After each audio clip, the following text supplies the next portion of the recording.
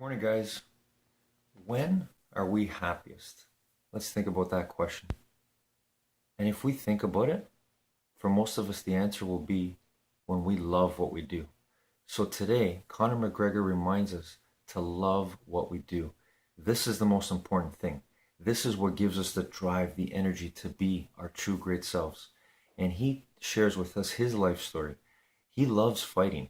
Of course, it's physical fighting. For us, it doesn't have to be that.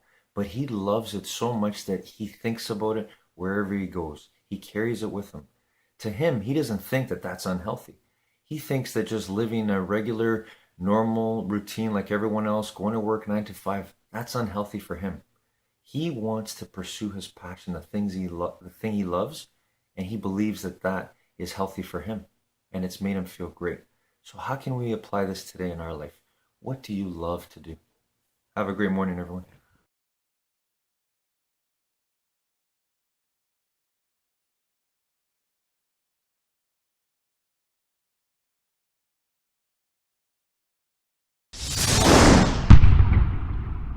If you think of like what is education, like you're basically downloading data and algorithms into your brain, and it's actually amazingly bad in conventional education because like it shouldn't be like this huge chore. So you're making it way better. But I mean, I think a lot of the things that I would say you've probably heard 100 times, and in fact are if not doing, like the more you can gamify the process of learning, the better. Like for my kids, I do not have to encourage them to play video games. Yeah. Okay. Yeah. I have to like pry them from their hands, like crack. Yes. Yeah. Yes. It's like drop that crack needle. Yeah. Yeah. You have that problem at your house too. Yeah, Yes. exactly. The crack is addictive. Yeah. So it's it's to the degree that you can make somehow learning like a game, that then it's better. And I think, unfortunately, like a lot of education is very vaudevillian. You've got someone standing up there kind of lecturing at people, and they've done the same lecture 20 years in a row, and they're not very excited about it. And that lack of enthusiasm, is conveyed to the students. They're not very excited about it. They don't know why they're there. Like, why are we learning this stuff? We don't even know why. In fact, I think a lot of things people learn, probably there's no point in learning them. Because they never use them in the future. Because who's going to launch a rocket into space? I mean, that's just like, yeah, exactly. That never happens. Well, you have to say, like, people, I think, don't stand back and say, well, why are we teaching people these things? And we should tell them probably why we're teaching these things. Because a lot of kids just in school kind of puzzled as to why they're there. And I think if you can explain the why of things, then that makes a huge difference to people's motivation. Yeah. Then they understand purpose. Yeah. So I think that's pretty important. When you have a why to live for, you can endure almost any how. It's one of my favorite quotes. If you think about it, if you've got a strong why, most people are stuck on the how. How do I do this? How do I get started? How do I write a book? How do I create a video? How do I get my first client? How? We're stuck in the land of how. But the problem for most people is not the how, it's just the why isn't strong enough. Think about the time where you really had to figure something out. You really had a strong why, like this must happen. We've all had those moments. You figured out the how. The how maybe didn't come right away. The how, you might have tried 18 different things before you found the how, but the how is often, when you say you're stuck on the how, it's often just an excuse because you're afraid. I want to start a YouTube channel. Cool, how do I do it? And you're stuck on what gear to use and what microphone and what topic and whatever the typical questions people have that probably run through your brain. That ran through my brain when I first got started too, right? Really what's underneath that is just fear. It's just fear. It's like fear that nobody will watch the videos, fear that people will watch the videos and you'll be judged. It's just fear. If you're stuck on the how, it's just fear talking. It's an important insight. If you can apply this to your life, it will make a huge difference. If you're stuck constantly on the how, it's just fear talking. And this is your logical brain guiding you through the process of staying stuck. I can't tell you how many people I've helped and given them the how. Just here's how you do it. Here, how? Here's go. And then there's another question, and no action because it's fear. And so how do you get over the fear? No how is going to take you to the fear. Fear is the why. You solve the fear through the why. Why must this happen? Why is this so important? Why are you doing this? And it's a constant reminder of why, because you can feel super motivated and excited today, but then wake up tomorrow and kind of lose sight of the why. And I think it's important to apply in 3 areas. 1, for yourself. 2, for your clients or customers, the people you're helping sell to. And then 3, for your team as you build and scale the company. So let's break down each one. For yourself, why do you do what you do? You know, if you're a solo entrepreneur or you've got a small team and you're building, why do you do what you do? Why is it so important that you wake up and show up today? Because you don't have a boss. There's nobody who's going to fire you if you don't show up and do your work, right? It's part of a structure of a corporate environment, and having a boss breathing down your neck, and you know you're going to have a performance review, and you know that your next paycheck is dependent on you doing well, right? Sure, we have our customers as our bosses, but a lot of times entrepreneurs will slack off, we'll find reasons why not to do something, we'll convince ourselves of, you know, why we're not capable and why this is not a good idea for us to work on. You know, but we're not focused enough daily, consistently on the why of what we are doing. That forces us into momentum, growth, and action. Here, it's a Tuesday morning as I'm filming this video for you guys right now. I've got a lot of videos to film. I've filmed, you know, thousands of videos, over 12,000 videos. I should do a count because I reference it, but I don't know how many videos. Like thousands and thousands and thousands of videos, and it's easy just to get in the car and film a video, but what's important is the connection to the why. I'm sitting in the car, we're driving to do some errands, and it's an exercise to remind myself why I do this, because you guys are watching, because I want to help solve the world's biggest problem, because I want to make content for 19-year-old Evan who didn't believe in himself, because in learning from people like Elon Musk, it encourages me to think bigger and push harder and do more. And I'm not just sitting in my car talking into my cell phone. I'm doing life-changing work, you know, and it's that daily reminder. And then I'll feel that, and I'll press record, and here we are making this video, you know, right now. And then tomorrow I'll need another reminder. At least it works that way for me. It's not that I can just watch one video or go to one event and then I'm good for the next year. It's a daily, not struggle, but a daily, you know, just like you have to brush your teeth every day. It needs to be a daily habit or you won't remember it. But it's important to remember, because when you feel your why and you feel like what you're doing is at least on the path to having an impact on people, you're just going to show up with a lot more energy and care and kindness and drive compared to if you feel like it doesn't really matter if I show up today or not. So that's the first one, is you building in the habit of connecting to your why on a daily basis to give you more energy to push forward and do the courageous things that you're afraid to do, so you don't get stuck on the how. The how's not the problem, you're just afraid. Number 2 is the why for your customers. One of the biggest advantages that you have as an entrepreneur is your story. Like, why would I buy from you instead of buying from your big competitor that I've known for years, or some big brand name? Why buy from you? Why buy from, you know, the little guy? Well, your story, because I feel like you care, because I feel like you have a strong why. If I'm buying from you instead of Coca-Cola, why would I buy your drink? Well, because you have a strong why, and I don't know what Coca-Cola's why is.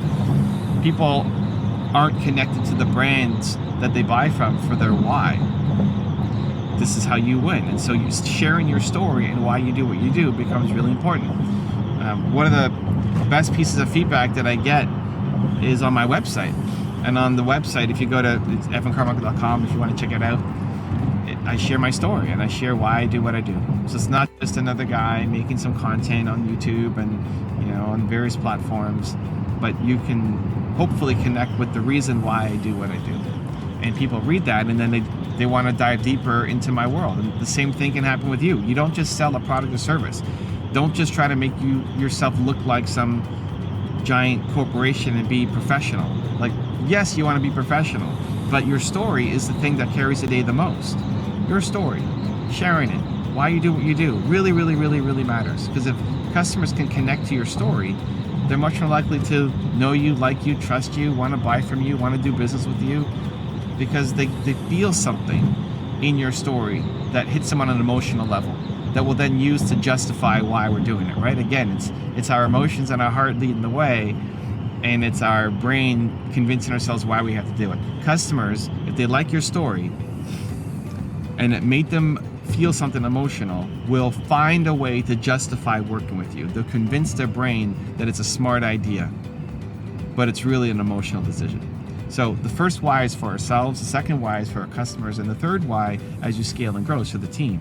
So we've got 37 people on the team, and one of the hardest things that I've noticed as we grow and scale is making people's individual work feel like it's contributing. I'm a little spoiled in that I get to see all the great stuff. I get to meet you at events and conferences, and I get to hang out with you in Movement Makers, and I get to see the comments, and I get to, people want to take selfies, and I get to see a lot of the good stuff. But this is a team effort. If I did not have my team, this would not be happening. I'm maybe not making this video for you right now because I have a million other things that I have to do and run a solo business. One of the things that I found really helpful in my business is every Sunday I connect with somebody else on the team. So there's some people I meet once a week that are mission critical, but there's other people now as we scaled and grow the team, but there's just not enough time to meet everybody one-on-one once a week. And so what I do is I reserve Sundays for connecting and trying to really deeply connect with somebody on the team. This weekend, I connected with a new member on our team who's helping do a lot of the research for these videos and finding the clips and putting them together and bringing them to me to be able to record. And it's one thing just to have a job, and the bar for being a boss is so low. To be a good boss, really you just have to not treat people like crap.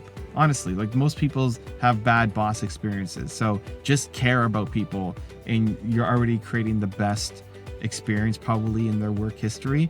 But I don't think that's good enough. I don't think that's a good enough experience. I think people should feel like they're showing up to work and they're doing something that matters.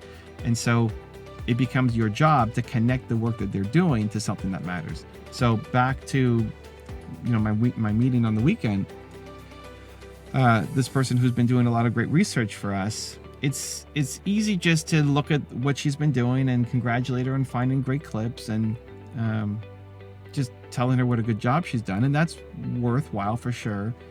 But what's the why? Is the why to just not get fired? Is the why to get a raise? Is the why, what's the why driving meaning behind her work? And want to make sure that people on the team feel meaning to work.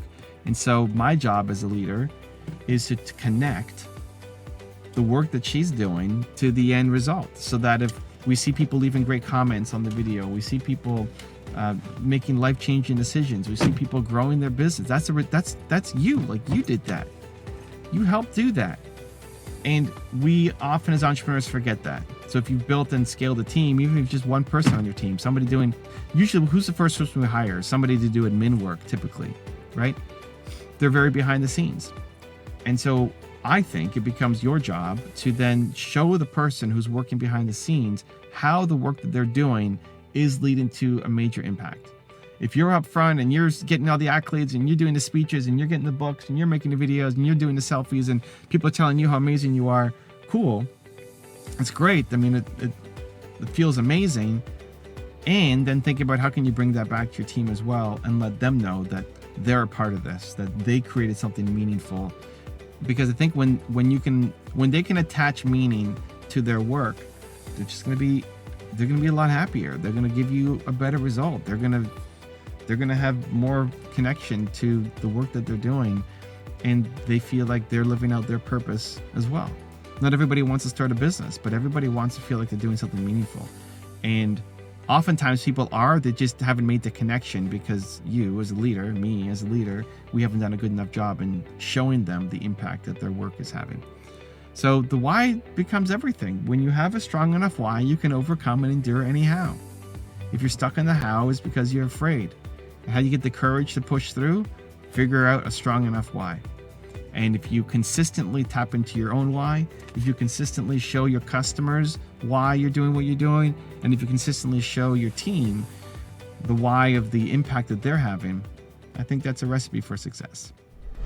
Also, to make sure you're actually taking action after watching this video, I've designed a special free worksheet just for this video. The worksheet will highlight all of the lessons learned in this video, as well as pull out our 3 favorite learnings and quotes that will inspire you to actually do something. The worksheet will also give you space to write down what your key takeaways are and your specific plan of action to make sure you're getting results. If you want the worksheet designed specifically for this video, absolutely for free, there's a link in the description below. Go click on it and start building the momentum in your life and your business. I'll see you there.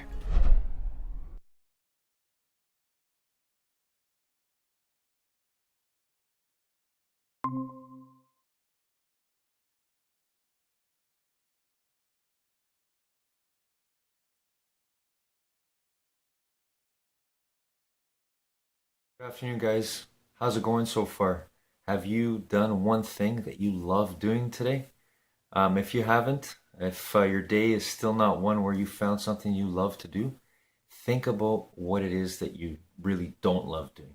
So if you're in a moment right now where you are absolutely miserable, you're not happy doing what you're doing, maybe you're in a job, you're just doing it just to get by, pay the bills, start thinking about how the intensity of that feeling can be turned around. How can you start thinking about what the opposite of that is? What is the thing that will make you happy, will make you feel fulfilled? What is that thing that you love doing? And start thinking about opportunities wherever you are today where you can look and maybe find a chance to even put that thinking into practice. The day's not over. Believe in yourself. Never give up on finding what you love to do. And it could be right beside you right now. Have a great afternoon, everyone.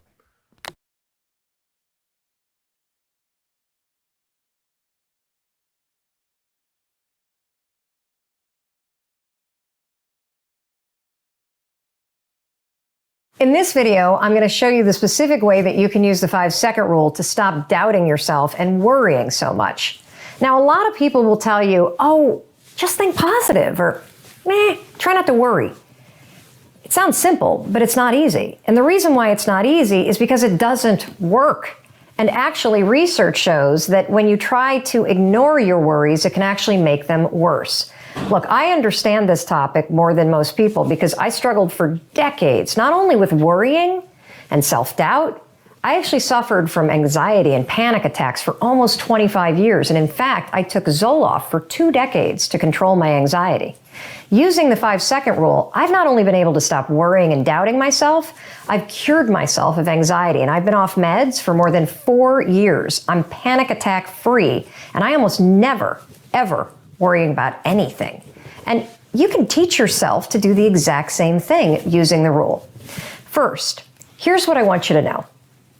You're not a worrier. A lot of us call ourselves a worrier, right? Oh, I'm a worrier. You're not a worrier. You have a habit of worrying. That's a very big difference. You've allowed your mind to drift and linger on negative thoughts so many times, it's now a pattern of behavior that you repeat, and you don't even realize it.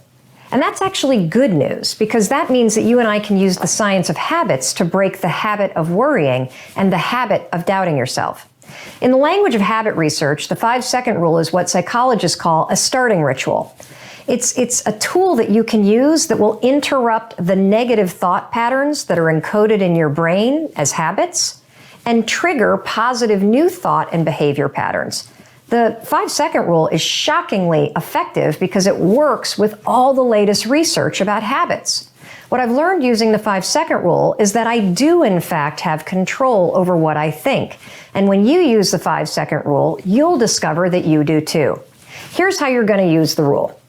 The moment that you feel your thoughts drift, and have you ever noticed how worrying and self-doubt, they have a way of literally taking you away from a situation. You can feel your mind go from the present moment to drifting to something negative. Maybe you're sitting at a meeting at work and suddenly you start talking down at yourself and doubting yourself. It happens like that.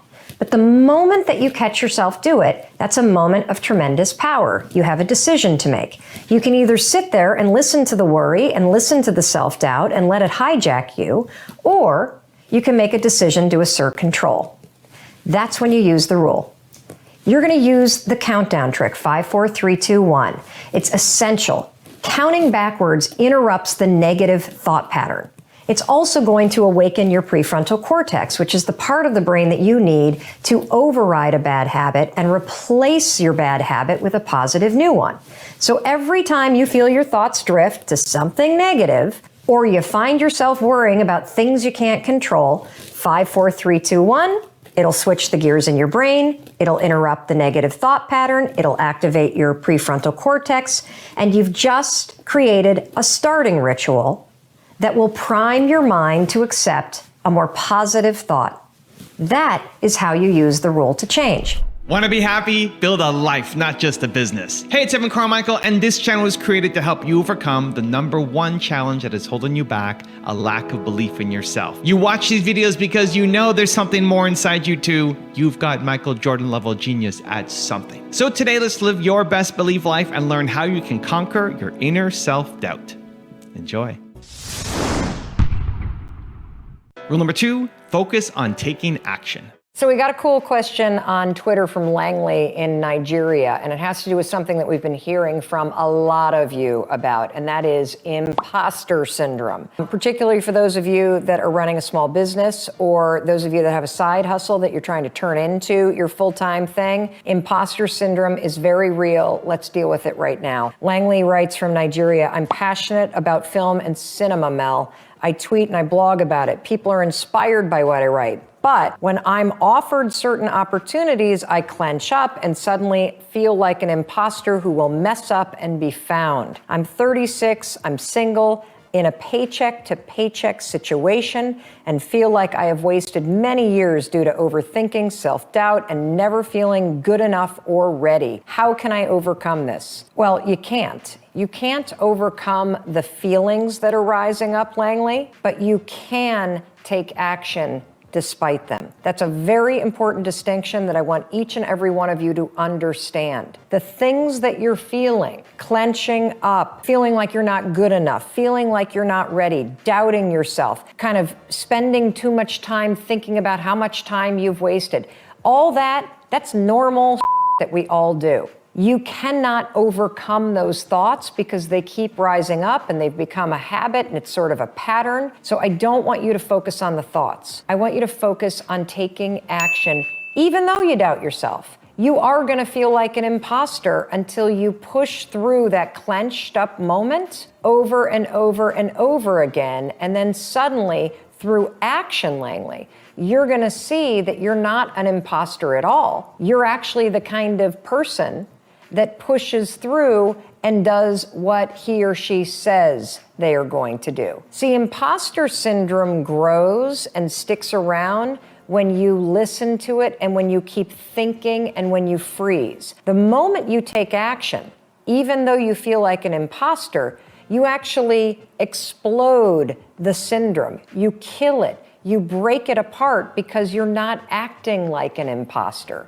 You're proving to yourself through the action that you know what you're doing. Now look, the feelings are going to take a while to catch up. The first 16 jobs that you do where you feel nervous, those nerves are going to be there with you the entire time. Feeling nervous is normal. Letting it stop you is a choice. I say this stuff all the time because this is what you're struggling with. If you suffer from imposter syndrome, it's not an issue of whether or not you have the skill. The problem is that you have a pattern of thinking in a way that stops you the moment you start to doubt yourself. If you want to be successful in business, if you truly want that side hustle to turn into your full-time thing, you have to learn how to let the feelings of doubt rise up, but take action anyway. You've got to learn to embrace the fact that you're going to feel like an imposter, but you, my friend, are the kind of person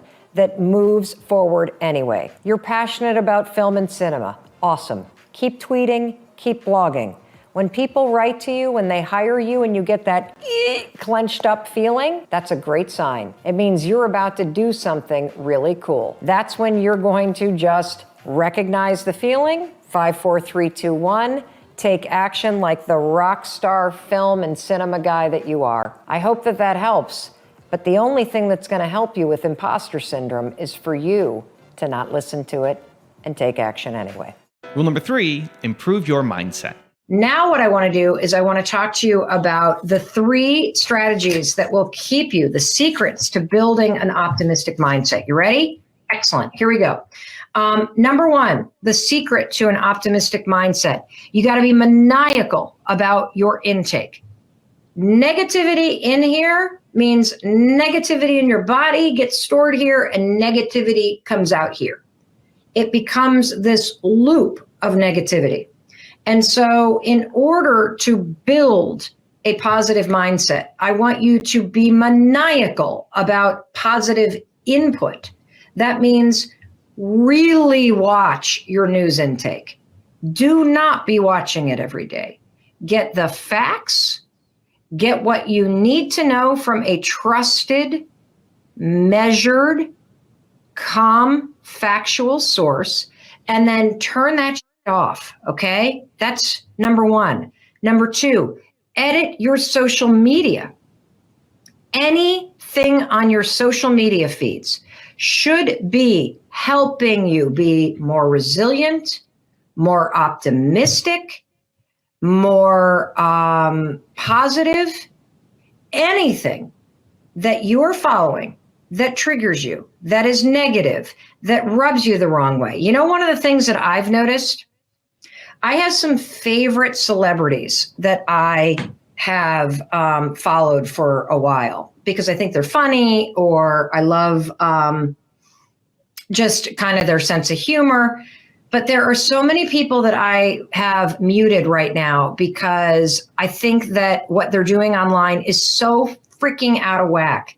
Seeing people give us advice about quarantining from the back of their estates and mansions, telling us to donate when they're not saying they're donating, seeing this kind of tone deaf celebrity thing going on. I'm normally not a negative person about that, but I have muted so many accounts because it's not doing anything for me. And you got to be selfish right now. You have got to edit your social media feeds so that your social media feeds are helping you build an optimistic and positive mindset. And so every day, the second I see something, mute, unfollow, because negativity in means negativity gets stored here, means negativity goes out there from you. You want to put positivity, optimism, tools, strategies, things that keep you laughing, things that keep you giving you things that you can use right now. The second you start getting overloaded with Corona stuff, mute that stuff, edit your social media based on what you need. That's number 1, maniacal about your intake. The second secret to building an optimistic mindset is do tiny things every day that boost your mood, okay? So we're going to build your mood muscle. If you can, move your body, because negativity gets stored here. And moving your body, we know based on the research, simply moving your body for 10 or 20 minutes a day will release chemicals in your mind that help you boost your mood. The second thing that will boost your mood is I want you to make a tiny promise to yourself every day. Just one thing that makes you feel more positive. Is it getting up on time? Is it eating something healthy? Is it only having 1 glass of wine or reaching for a mocktail? I want you to put one tiny promise into place. Put it into the comments right now. What's one tiny promise that you can make to yourself that you're going to do every day? It might just be that you're going to wake up every day, take a deep breath, remind yourself that you're healthy, and that's going to be the tiny promise. I want you to do one tiny promise every day, because keeping a promise to yourself will boost your mood and make you feel more in control. Another way to build your mood muscle is have a 0 tolerance policy for your own negative thoughts. Right now, as you edit social media and edit your news take and edit your negativity coming in from the outside world, Do not tolerate negativity from the inside world. The 5-second rule is genius for this. Count backwards. The second that negative, 5, 4, 3, 2, 1. Not listening to it. No, I am redirecting my thoughts. That's right. I am looking for the things I can control. I am keeping a positive attitude by focusing on things that I can control right now today. Got it? Good. The third thing that you need to do in order to build an optimistic mindset. You ready, everybody? Here we go. I want you to pick a small 10-week goal that you can control. Why am I saying 10 weeks? I'm going to tell you why 10 weeks. Because I think that we've got 10 weeks ahead of us of physical distancing. I think we've got 10 weeks ahead of us, if we do it right, of life in this weird state. And I want you to pick one thing, one project, that's it, for the next 10 weeks. That's your personal project. It's something you can control. You ready? Something you can control. We're talking about how to build the skill of an optimistic mindset. And part of an optimistic mindset is focusing on what you can control. And I don't want you to jump ahead and worry about what's coming in the future. I want you to stay in this moment with me. I want you to realize that if you took on one small project for the next 10 weeks that you could control, something you've wanted to learn, some skill that you would love to have, some deficiency in your resume or your experience that you could gain in the next 10 weeks. If you narrow your span of control to managing your mood, to being maniacal about the intake into your mind, and working on a 10-week goal, you will be building an optimistic mindset, because you will have weeded out negativity in from the outside world, which means negativity won't get stored here and it won't get expressed from you. You will have built your mood muscle by forcing yourself to move every day, by keeping a tiny promise to yourself, and by being absolutely zero tolerance for your own negative bullshit on the inside. 5, 4, 3, 2, 1, redirect your mind to something you can control.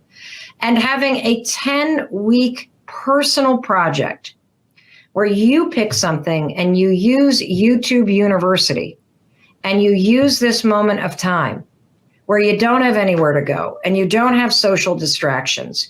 You got time to focus on yourself. These 3 things will help you build an optimistic mindset. Absolutely, positively guaranteed. Rule number 4, make a decision.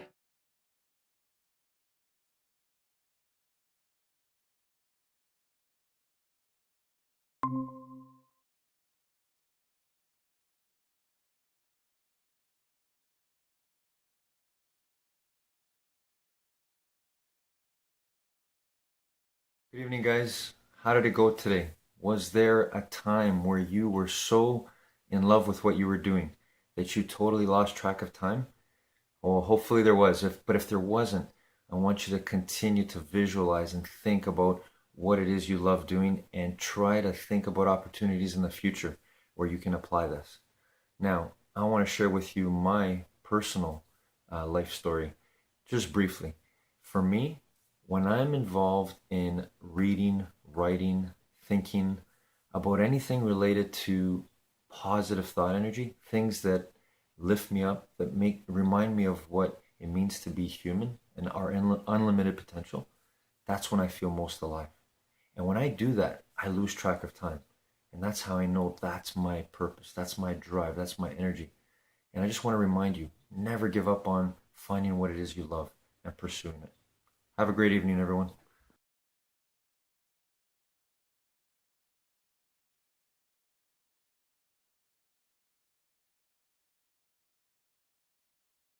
Need motivation? Watch a top 10 with Believe Nation. Hey, it's Evan Carmichael, and I make these videos because you are probably the most ambitious person in your circle, but you know you're capable of more, and you get that push by surrounding yourself with the best. So today, let's learn from one of the best, John Assaraf, and my take on his top 50 rules for success. Enjoy. The brush and prime is I actually, have all my life's vision and purpose and my goals on a laminated sheet in my bathroom. And so while I'm brushing my teeth, I'm priming my brain with what I wanted to focus on, what beliefs I want, what goals I wanted to accomplish. All of your vision, your goals, your beliefs, your habits are in your head. They're in your brain. And so why not prime it with what it is you want instead of what it is you don't want? Yes. How do you grow if you're new in business?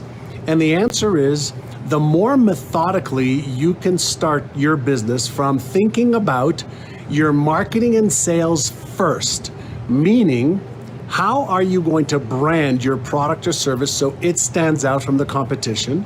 Number two, what is the one or two primary method that you are going to use to generate a stream of qualified leads? Now, in the world of lead generation, you can be advertising on Facebook, on Instagram, on LinkedIn, on YouTube. You could be doing blogs, videos, you could be doing articles, you could be doing infographics, and the list goes on, including direct mail.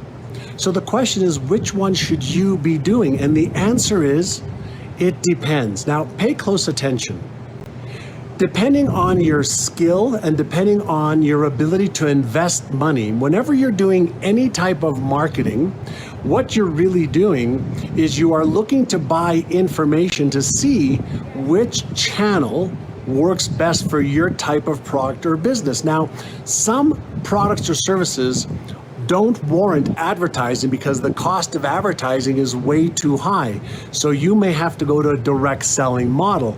But other products and services deem you being able to advertise on many of the social media channels, and for some of you, radio and television. But in order to be effective in marketing and sales, what you have to understand is marketing is a science and an art. And in order to get better at marketing, you're either going to have to do it yourself, get help doing it, get it done for you, or don't do it. Now, in the world of so many options, what you've got to discover is this: who is your ideal avatar or client profile? That's question number one. And when you understand if it's a male or female, what age group they are, when you understand what is their socioeconomic status, when you understand where do they go to find the solution that they're looking for that your product or service does for them, then you can start to put, whether it's non-paid content or paid content, in the flow of where they are in order to create what I call is a sales process. And the sales process is simply a way of thinking about generating leads, qualifying the leads, converting them, meaning getting them to buy from you, and then if they don't buy from you, then nurturing them until they either buy from you or refer somebody to you. All of this can be thought out in advance, and when you take the time to work on your business instead of in your business trying 500 different things, then you're able to quickly solve the little riddle of being an entrepreneur, and that is getting leads, converting them, and creating predictable cash flow and profits. When we procrastinate, in 2 out of 3 cases, it's a protective mechanism. It protects us. So there is something called the law of secondary gains. Can somebody type that in? The law of secondary gains. And I'm going to give you 2 other laws, but the law of secondary gains, all right, says this: that when we behave in a way like procrastination, yes, we're not doing the thing that we say we want to do, need to do, or should do because we don't want to do it. We're doing it because somehow there's another gain that we are getting. Does that make sense? So let me give you an example. A secondary gain might be something like this. Let's say I don't take action on completing a project that I have. I don't take action on studying. I don't take action on something that I know I want to do or should do. So I get the first gain by not taking action because I get some kind of relief, right? And the question is, relief from what? So what about this? What about thinking about procrastination like this in this particular context? If I don't take action consistently, is it possible that I'm actually having a secondary gain, like I feel safe? I feel safe. Can you feel safe in your comfort zone? Can you feel safe in the event that you take action, and let's say your work is criticized, if you take action and you fail, if you take action and you're embarrassed or ashamed or ridiculed or judged? So can you see that instead of being embarrassed, ashamed, ridiculed, judged, or failing or disappointing yourself again, it's easier not to take action because you don't want to deal with the embarrassment, shame, guilt, rejection, etc. Think about this. Are people afraid, some people afraid of public speaking? Are people afraid of public speaking? Right? Well, some people are, some people aren't, but let's talk about the people who say they're afraid of public speaking. Maybe they want to speak in public, but in the event they do, if they get on a camera like this and they fumble and they mess up and the wrong words come out, or they think that they don't look really great and people are going to embarrass them or make them feel ashamed or ridicule them or judge them. If they think those are possibilities, isn't it easier to say, I don't want to publicly speak? So we don't publicly speak. That's the first gain. But the secondary gain is I avoid being embarrassed, ashamed, ridiculed, judged, disappointed, embarrassed, etc. Does that make sense? So sometimes procrastination is because of a secondary gain. So here's what I want you to do. Does this make sense first and foremost? Everything that I teach you always is based on the latest neuroscience, okay? And understanding how to get yourself to use your brain better. So the law of secondary gains is saying that when I'm procrastinating, I'm getting a greater benefit somewhere else as a result of the procrastination. What's neural linking? In the neuroscience field, there's a statement. It goes like this: the neurons that fire together wire together. So what does that mean? Well, it means that for, let's say 58 years of my life, or maybe not 58, but maybe, 56 years of my life, I've been brushing my teeth. So I have a very strong pattern of brushing my teeth. And I associate brushing my teeth with having white teeth, clean teeth, a nice smile, fresh breath. Right. So there you go. That, you just recited a commercial, right? From Probably. And so now I'm taking what I want to achieve, a new belief, a new habit, a new vision, new goals, and now I'm linking it and connecting the neurons that have been in my brain for 58 years. So when I'm brushing and priming my brain and I have a positive association with brushing, now I'm linking everything that I want into a network that already exists. I love that so much. Right? And if we want to get a little bit further, now what if I had my favorite color there too? And what if I had my favorite number there too? What if I also had a picture of my favorite animal there that gives me these awesomely powerful emotions? The neurons that fire together wire together. So what if I associated my favorite number and color and power animal or gentle animal with new beliefs that I want to have? Do you think it would be possible to wire those new beliefs faster into the brain? Yes. Yes.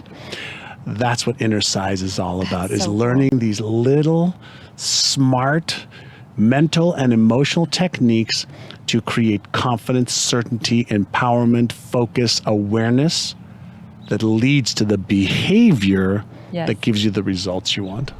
Also, to make sure you're actually taking action after watching this video, I've designed a special free worksheet just for this video. The worksheet will highlight all of the lessons learned in this video, as well as pull out our 3 favorite learnings and quotes that will inspire you to actually do something. The worksheet will also give you space to write down what your key takeaways are and your specific plan of action to make sure you're getting results. If you want the worksheet designed specifically for this video, absolutely for free, there's a link in the description below. Go click on it and start building the momentum in your life and your business. I'll see you there.